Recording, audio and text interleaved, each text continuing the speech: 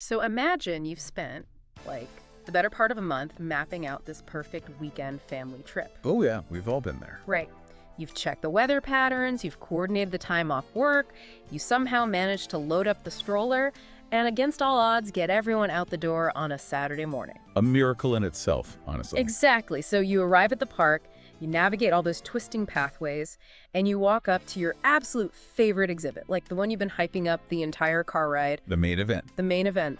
But instead of seeing what you came for, you're met with this wall of chain link fences, Yeah. construction barriers, and this, polite little sign telling you that there's absolutely nothing to see here. It's crushing. It is.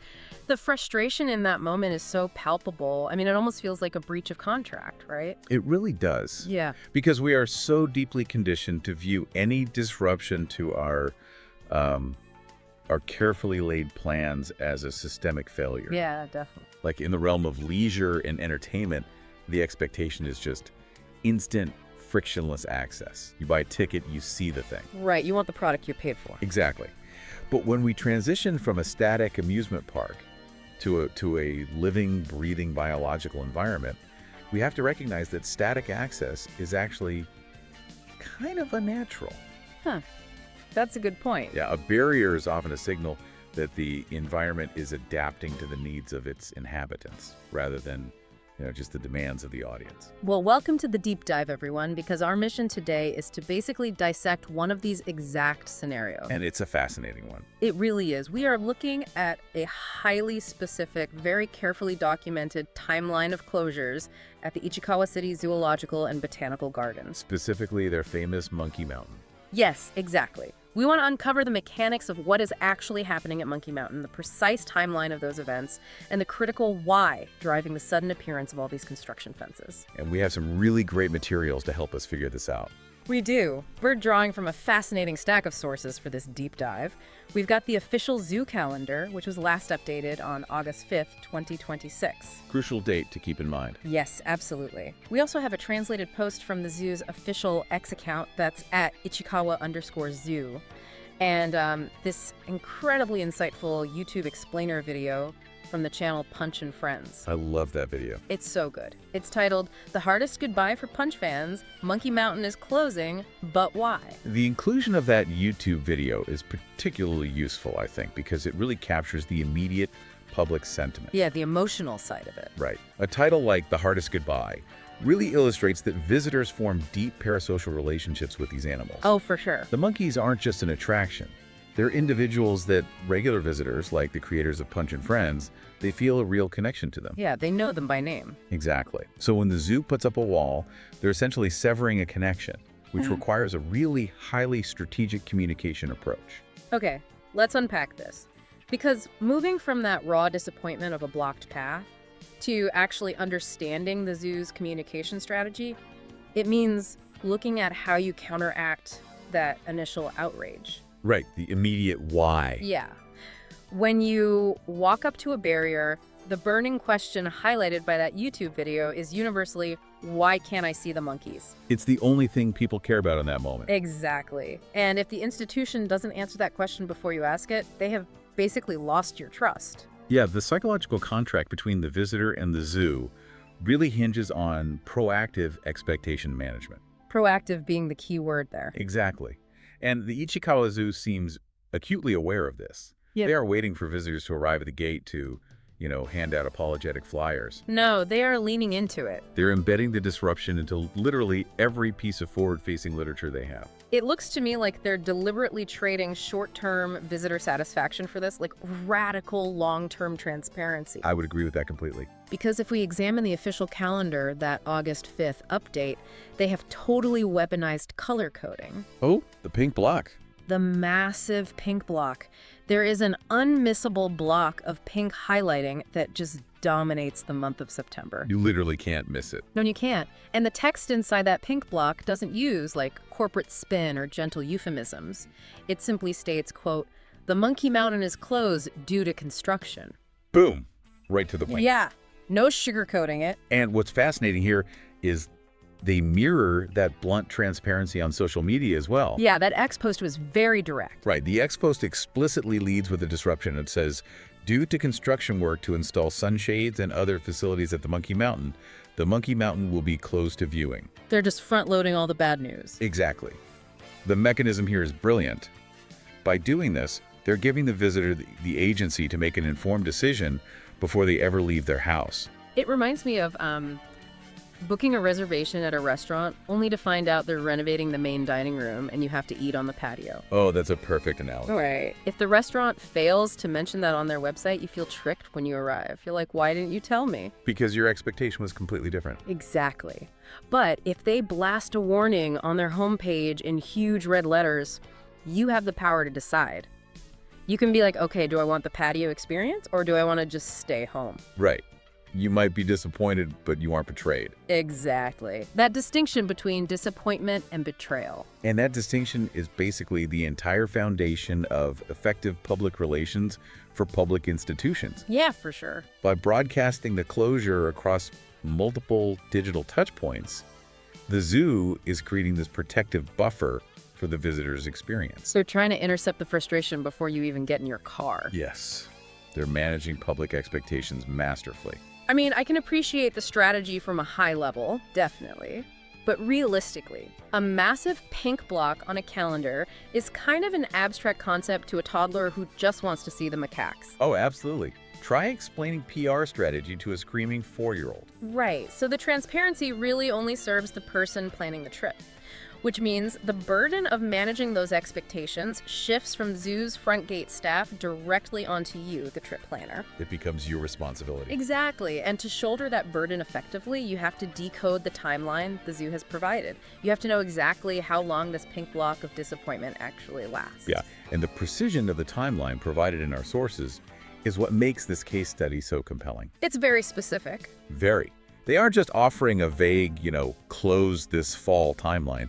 The viewing restrictions officially and definitively begin on Tuesday, September 1st. Right. And if you trace that pink block on the calendar, it runs continuously straight through to Friday, September 18th. Which is a significant chunk of time. It is. We're looking at exactly 18 consecutive days of closure. And that YouTube video from Punch and Friends really puts this into perspective. Yeah, they emphasize how big of a deal this is. They stress that this is nearly 3 full weeks for a major exhibit to be completely shut down like that. This isn't just, closing a minor walking path.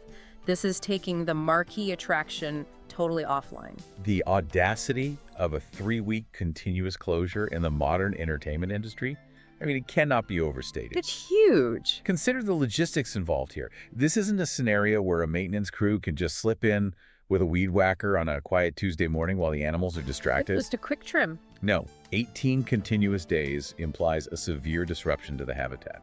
It's a major operational pause. So what does that actually look like on the ground? Well, it requires staging heavy materials, managing labor forces, implementing rigorous safety protocols, and most critically, they have to find ways to mitigate the stress on the monkeys while their territory is just invaded by noise and machinery. Here's where it gets really interesting to me, though. The confidence required to publish an exact 18-day timeline is fascinating. It is pretty bold. It's like hiring a contractor for a home bathroom renovation. Oh, no. We know how that goes. Right. You always think it's going to take exactly 18 days. But then day 3 arrives, they open up the drywall, they find a corroded pipe, and suddenly you're brushing your teeth in the kitchen sink for 2 months. Almost a guaranteed. So based on these sources, why are they so confident in this exact September 1st to 18th window? They must not be doing any exploratory work, right? Right. The confidence is actually backed by a very specific goal. The stated timeline is entirely dictated by the scope of the project. They know exactly what they're doing. Exactly. Which brings us to the core justification for this entire disruption, the why. Both the ex post and the calendar explicitly state what they are doing. Right. They are, quote, installing and repairing sunshades and other structures. And as the YouTube explainer points out, this is far more than just slapping on a fresh coat of paint to make the exhibit look presentable for the humans. Oh, completely. This is a fundamental infrastructure upgrade designed entirely for the benefit of the animals. We are talking about literally building them a better, more comfortable home. And if we connect this to the bigger picture, the phrase sunshades and other facilities carries a lot of weight when you understand the mechanics of primate enclosures. Okay, break that down for us, because it sounds pretty simple on paper. Well, providing dynamic shade in an outdoor environment is actually a complex engineering challenge. You're not just popping up a patio umbrella from a hardware store. Right, right. The sun's angle shifts throughout the day, and obviously throughout the seasons. The monkeys need diverse options to thermoregulate. Meaning they need to be able to control their body temperature. Exactly. They need to be able to move from an exposed basking rock into a deeply shaded, much cooler zone, depending on the time of day. Which means the installation goes way beyond just stretching a canvas tarp between two trees. Oh, definitely. They're likely digging foundations for steel poles, pouring concrete, tensioning heavy-duty materials. And they have to over-engineer everything because, well, these are macaques. They are notorious for testing things. Yeah. If you put a structure in their territory, they're going to climb it, swing from it, and test its structural integrity every single day. Every day. And the durability requirements alone explain that 3-week timeline. But the philosophical implication of this project is even more significant. Oh, so? This infrastructure upgrade illustrates the zoo team's immense commitment to animal welfare. I mean, they're deliberately choosing to sacrifice peak weekend viewing and ticket sales for almost a month. Just to ensure the monkeys have proper shade. Yes, proper shade and repaired structures. It directly impacts their health by regulating their environment, giving them relief, and just enhancing their overall daily comfort. It's a phenomenal shift in priorities. To use another analogy, imagine living in a house with a broken AC in the dead of summer. Sounds miserable. It is. The heat is oppressive. And your landlord finally calls and says, hey, we're replacing the entire HVAC system, but you have to move your mattress into the unfinished basement for 3 weeks while contractors tear open your ceiling. You'd probably complain, but you'd do it. Right. You tolerate the extreme short-term noise and inconvenience because you know the long-term payoff is a vastly improved quality of life. That's a great way to look at it. So as a visitor to the zoo, how do you balance your own desire for entertainment with the reality that this is their permanent home? You're being asked to recognize that Monkey Mountain isn't an amusement park ride. Exactly. The zoo is explicitly asking the public to accept a hierarchy where the welfare of the residents supersedes the convenience of the guests. Which is a tough pill to swallow for some people. It can be. But the sunshades are a permanent life upgrade for the animals. Your temporary inability to view them is just the necessary cost of that upgrade. I think most people, once they actually understand the mechanics of thermoregulation and the physical benefits to the monkeys, they would gladly accept that 18-day closure. Absolutely. Once you know the why, it makes sense. But building a comfortable home sounds lovely, except there is a massive dark cloud hovering over this perfectly planned 18-day schedule. Because 18 days assumes a perfect vacuum. And we are not in a vacuum. No. And this is Japan in September. Yep.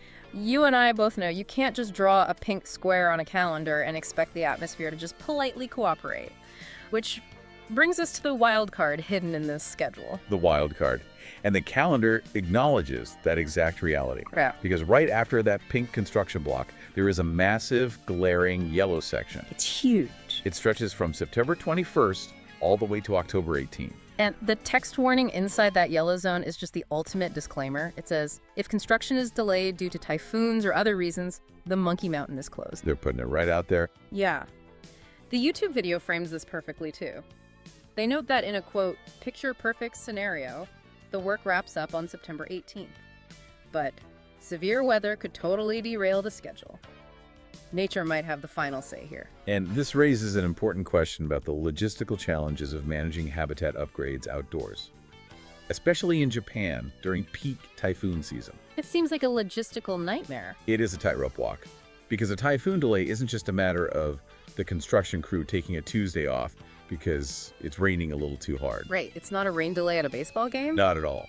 The physical realities of severe weather create these cascading effects. It's like a domino effect. It reminds me of the yellow zone on the calendar feeling like a danger zone in a video game. Oh, how so? Like you think you've beaten the level on September 18th, you're clear, but suddenly the boss music starts playing and it's a Category 3 typhoon. That is exactly what it's like, because building an outdoor enclosure during typhoon season is like trying to build a complex house of cards on a table while someone just randomly turns on an oscillating desk fan. Oh man. That's stressful just to think about. Right. When the fan hits, you don't just lose the 10 seconds the wind is blowing. You lose the structural integrity of what you were building. And then you lose the 3 days it takes to pick up all the scattered cards and rebuild the foundation. That makes total sense, because if you have half-installed shade sails out there. Exactly. If a typhoon introduces massive wind shear, those incomplete structures essentially act like giant kites. Which is incredibly dangerous. Extremely. They can rip out their foundations, they can damage the surrounding exhibit, or just destroy the materials entirely. Not to mention the soil becomes totally saturated. Making it a mud pit. Right, which creates safety hazards for the crew. It makes heavy machinery dangerous to operate, and it makes it completely impossible to pour concrete for new anchor points. And the physical construction is really only half the equation, right? Yeah. Because you also have the animals to worry about. The most important part. Yeah, when barometric pressure drops and a massive storm rolls in, the monkeys experience real stress. Absolutely. Animals are very sensitive to weather changes. So the zookeepers would have to shift their entire focus away from facilitating this construction crew to securing the animals, moving them to indoor holding areas, and managing their anxiety. Because you obviously can't have contractors hammering steel poles while the animals are trying to ride out a massive storm. Right, so it pushes the reopening deep into October. Exactly. So when the zoo blocks off nearly a full month in yellow on their calendar, they're basically teaching a masterclass in expectation management. They're saying don't count on it. Yes. They're visually conditioning the public to accept that the project is completely at the mercy of meteorological realities. If you plan a trip for the first week of October, that yellow block serves as a contract. Right, you've been warned. You're warned that Monkey Mountain is a gamble. But here's the thing. The monkey schedule and the threat of weather delays are just two variables. If we zoom out and look at the calendar as a whole, the listener needs to be aware that the zoo itself has its own unmovable barriers. Yes, the macro schedule. Yeah. If you're focused entirely on navigating the pink and yellow blocks, you might drive right into a locked gate anyway. Because interspersed throughout all those construction and typhoon warning blocks are these bright red tags. The zoo closed tags. Exactly. Indicating dates when the entire facility is closed to the public. So what does this all mean for someone actually trying to plan a trip? If we analyze the pattern, the standard general closures mostly fall on Mondays. Pretty standard for museums and zoos. Right. So we see red tags on August 17th, 24th, and 31st. Moving into September, we see the 7th, the 14th, and the 28th. And then in October, the 5th, 12th, and 19th. Monday closures provide a necessary operational reset. It allows for deep cleaning, veterinary rounds, and facility maintenance without having to navigate around crowds of people. So for a family planning a weekend trip, a standard Monday closure is pretty easily avoidable. This shouldn't get in the way of a Saturday or Sunday visit, no. But the YouTube video explicitly warns of two major curveballs that totally break this Monday rule. The sneaky dates. Yes, Thursday, September 24th and Tuesday, October 13th. On those two random midweek dates, the entire park is just shut down. And missing those two specific dates turns trip planning from a simple scheduling task into basically a multivariable calculus problem. It really does, because think about the absolute heartbreak of this scenario. You wait out the initial 18-day monkey construction period. Okay. You monitor the weather reports like a hawk, and miraculously the region avoids typhoons, so you clear the yellow zone. That's good so far. Right. You load up the family on a random Thursday, let's say September 24th, expecting to walk right up to this beautifully newly shaded Monkey Mountain. Oh, no. You arrive at the gates and the entire facility is padlocked. That would be devastating. It's like dodging all the potholes on the highway, only to realize you drove to the wrong city. That's a brutal realization. So how is a listener supposed to manage all these intersecting variables? You've got the monkey closure, the typhoon delays, and then these random Thursday and Tuesday closures. Managing these variables requires a very specific toolkit for families. And it highlights why a static, rigid plan made weeks in advance is honestly a liability when you're dealing with dynamic environments. Right. You can't just set it and forget it. No. You cannot treat a zoo visit during an infrastructure upgrade the same way you treat, say, buying a ticket to a movie theater. The variables are just too volatile. Which means we need to talk about this visitor's toolkit. And based on our sources, the essential items in this toolkit actually have nothing to do with physical gear. Right, it's not about what's in your backpack. Exactly. We aren't talking about packing water bottles or comfortable walking shoes or extra snacks. We are talking about the informational tools and the mindsets the family must pack. Because the foundational tool is access to real-time information. The YouTube source emphasizes that the Ichikawa City is, quote, incredibly proactive about keeping people in the loop. They aren't operating in a black box. Exactly. And if you look at the specific wording of the zoo's ex-post, they make a promise at the end of their announcement. What do they say? They state, "We will update the information as needed," and they provide a direct hyperlink right to the city's official zoo webpage. So that digital footprint is really your primary lifeline. The absolute best tool for planning a successful trip. Because the completion date of September 18th is completely fluid and the threat of typhoons is totally unpredictable, monitoring their official updates on that X account is not optional. It is a requirement for a successful visit. It represents a fascinating evolution in modern park going, honestly. Yeah, digital literacy is just as important as packing sunscreen now. Exactly. Yeah. 10 years ago, you grabbed a paper brochure from a hotel lobby, saw the operating hours, and just showed up. Right, simple times. But today, you have to run a real-time check on a social media feed the morning of your trip to ensure, a localized weather event hasn't delayed the sunshade installation by another 48 hours. I mean, checking the zoo's X account literally needs to be on the family checklist right next to the car keys and the stroller. It absolutely does. Yeah. And that reliance on real-time data feeds directly into the second and arguably more difficult tool required for this toolkit. Which is? Radical flexibility. The final advice from the Punch and Friends video is to just stay flexible, keep checking those updates. Stay flexible, which is easier said than done with a family. Much easier said than done. But if you are promising a child that they will absolutely 100% see the monkeys on September 20th, you are setting yourself up for failure. You cannot plan this trip a month in advance and set it in stone. Flexibility in this context means having the capacity to look at an update on a Friday night, see that wind speeds halted construction, and instantly pivot your entire weekend plan to a totally different park or activity. Right. Which requires an adaptability that can be genuinely exhausting when you just want a simple, predictable leisure activity. Yeah, you just want an easy Saturday. But that flexibility serves a greater purpose. When you accept the delays, when you monitor the updates and adjust your plans, you are no longer just a passive consumer of entertainment. What do you mean? You're actively participating in the zoo's mission of animal welfare. By granting them the grace to delay the reopening, you provide the space they need to prioritize the structural integrity of the habitat and the health of the macaques over an arbitrary calendar date. Wow, that's a really great way to look at it. Let's step back and just quickly recap the massive logistical architecture we've decoded here today. It's a lot of moving parts. It is. We started with that universal frustration of a blocked pathway.